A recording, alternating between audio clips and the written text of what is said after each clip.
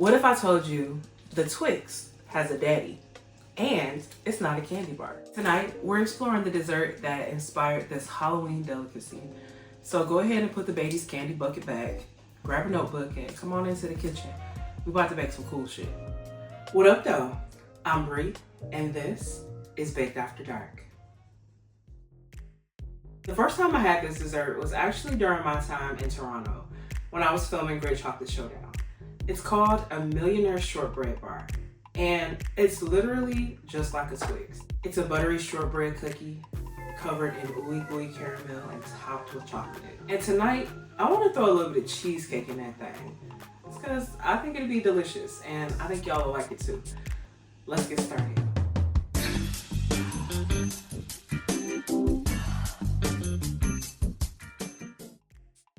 Of course, this apron is from my custom collection. A lot of you guys have asked about my aprons and when am I gonna sew them. I'm still practicing getting my sewing skills, back up to par. Also, I don't have a dress form. So right now, I only feel comfortable making garments that fit my body. If you'd like to donate to the kitchen, go ahead and click the link in the description. Or if your grandma or one of your aunties got a dress form just kind of sitting around, holla at me. I would like to buy it. If they would like to donate it, I would like to accept it. I need a dress form. So the Millionaire Shortbread Bar is literally like the daddy to the Twix. We're gonna start off by making our shortbread crust. It's really simple and it's gonna come together really quickly. We're gonna start off with 2 sticks of unsalted butter. That's 1 cup and it's room temperature. To this, we're gonna add a 1/2 cup of white sugar. We're also gonna add 2 tablespoons of light brown sugar. We're gonna mix with our paddle attachment. And we're gonna get this started on medium speed. Once everything is well incorporated, we're gonna stop and scrape down the sides of our bowl.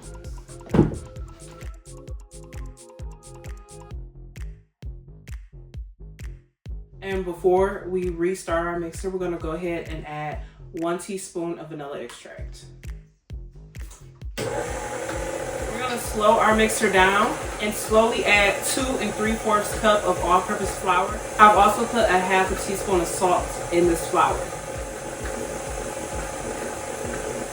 The thing about shortbread is it does not have a leavening agent, nor does it have eggs.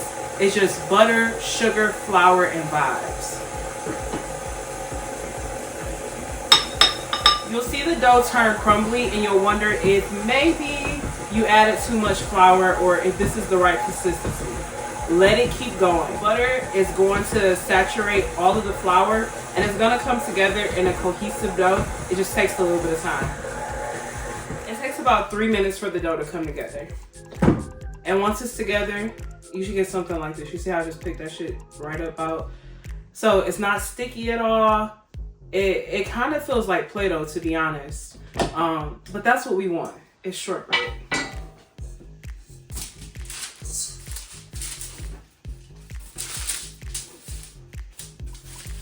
This is our shortbread dough. Now, from here, you do want to kind of make sure that you work it into one mass. So at this point, you can actually press your dough into a pan. But because I am obsessed with consistency and I want every bite, the first bite needs to be exactly like the last bite. So I want the same thickness across the whole bake of shortbread. So I'm actually gonna roll mine out.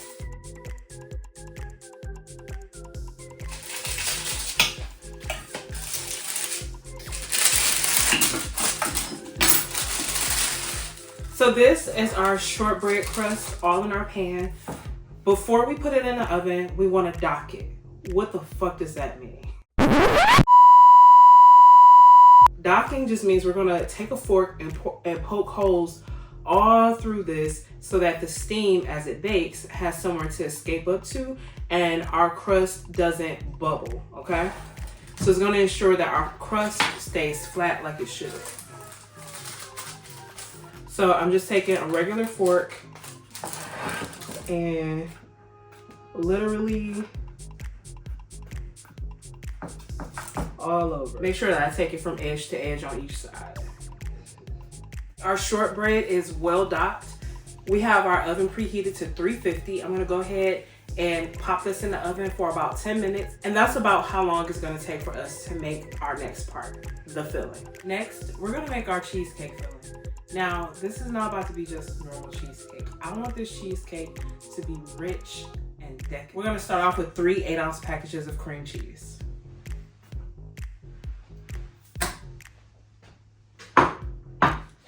To that, we're gonna add 1 1/4 of white granulated sugar.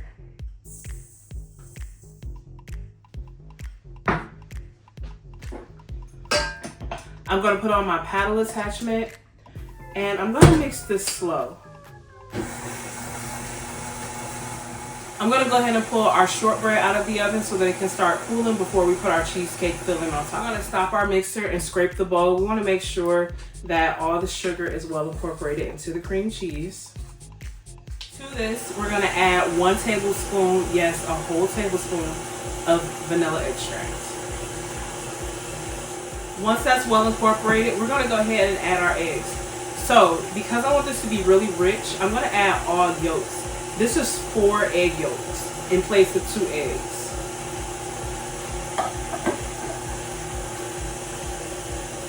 I'm just adding them 2 at a time. Again, we're gonna stop and scrape. And last but not least, 2 tablespoons of all-purpose flour, just to give it a little bit more structure. Our shortbread crust did not bake all the way through. That's exactly what we want. But as you can see, our docking worked. Our crust is still nice and flat and it's not bubbled or buckled. So I kind of feel like I want this to be thin. Like I don't want it to be too thick. As far as the cheesecake layer, actually this might be perfect. So I'm just gonna dump all of our filling into the middle of our crust. I know it's thick, that's what we want. We like our cheesecake filling like we like our men. Or women, you know, if you're into that thing. Thick and rich. I'm gonna take an offset spatula and start working it towards the edges until I get it all about evenly spread out across our shortbread crust. I want to make sure that we got it going all the way to the edge. Even though it's gonna melt and spread to the edge, we want to try to make sure that we level it as much as possible. And also, working through the batter gets any of the air bubbles out so that our cheesecake part doesn't crack. Usually I like to bake my cheesecake in a water bath to keep the cheesecake a bit level so that it doesn't get that lip across the top. We're not doing that tonight because I don't feel like it. Instead, we're just gonna bake this low and slow and trim it if we need to. I let our cheesecake bake for about an hour at 325 degrees Fahrenheit. Then I turned the oven off and let it finish cooking from the heat. While our cheesecake is cooling down, let's go ahead and start on our part. Starting off with a heavy bottom pot. We're gonna combine 1 cup of granulated sugar to a 1/4 cup of water. This is our wet caramel method. We did this before. I'm gonna stir it until it's just well combined, so all the sugar is dissolved in the water. Then I'm actually gonna cover it so that the condensation as the sugar cooks drops back down and cleans the sides, kind of like a ecosystem of sorts. We did this same method to make the caramel frosting for our Little Debbie Duke caramel apple oatmeal cream. This time we're gonna keep it simple. We're gonna eyeball this shit. Now that our caramel is deep amber, we're gonna go ahead and turn our heat off and add 6 tablespoons of salted butter. This is European butter, so it's gonna be extra creamy. And we want to be real careful here because it will bubble back up on you, and just keep stirring it until it's well incorporated. A 1/2 cup of heavy cream.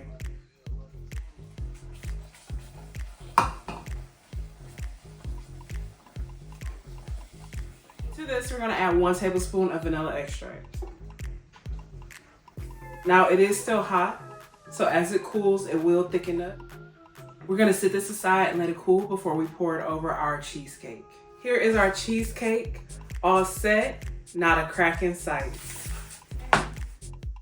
Our caramel it's still kind of warm, but it's mostly cooled. Oh, y'all seen that big ass clump of sugar? I'll probably run through slow, but I'm gonna run it through here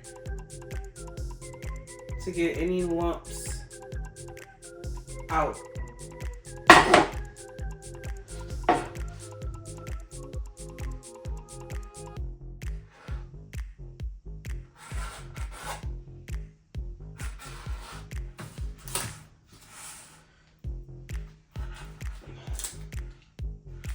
Now that our caramel is in place, we're gonna set this in the fridge so that it can chill and the caramel can set up while we make our ganache.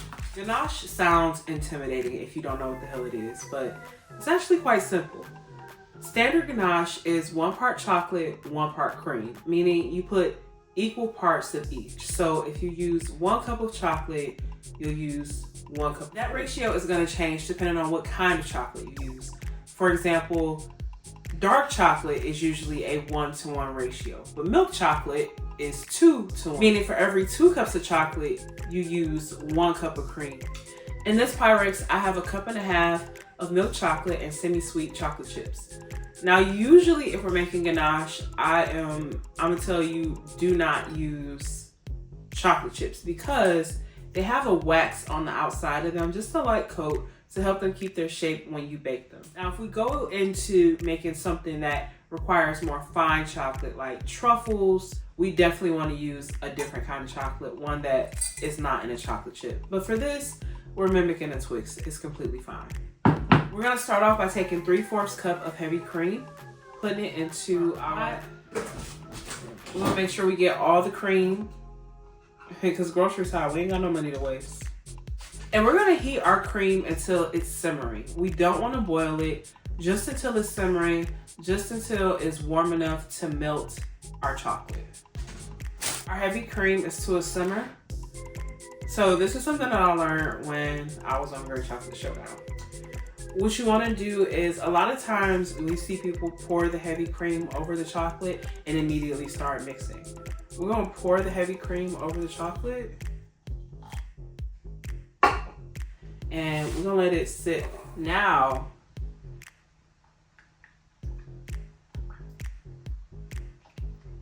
we're gonna start mixing and we're gonna keep mixing until we get a glossy, shiny, homogeneous mixture.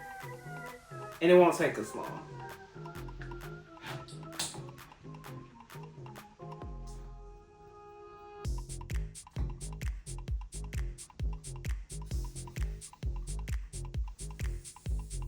Okay, so far, this is what we got. This is our cheesecake. Our caramel is nice and set. So I'm actually gonna just pour this across.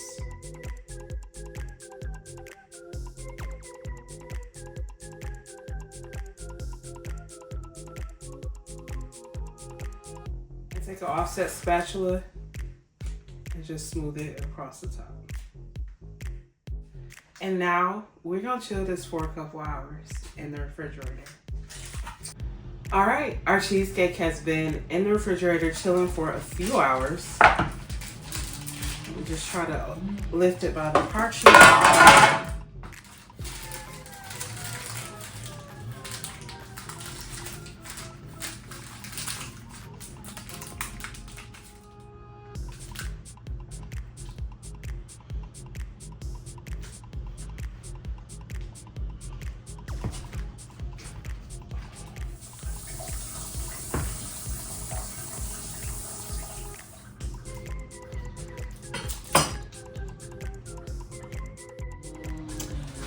Do that not look like a motherfucking Twix?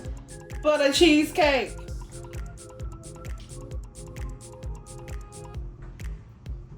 This is so rich. I did half semi-sweet and half milk chocolate. It's really well balanced. The cheesecake comes in under the caramel with the creaminess. It's a Twix. It's a cheesecake. It's a Twix cheesecake. This was a good mashup. Well, that's our show. Make sure you like, share, and subscribe. If you like what you saw tonight, share with your mama them. Don't just keep me to yourself. Make sure you hit that notification bell so you get notified exactly when I drop new content. Follow me on Facebook, TikTok, and Instagram at Official Baked After Dark. Host Bree, and I'll see y'all next week with a new recipe and maybe even a new apron. Y'all stay sweet. Bye, y'all.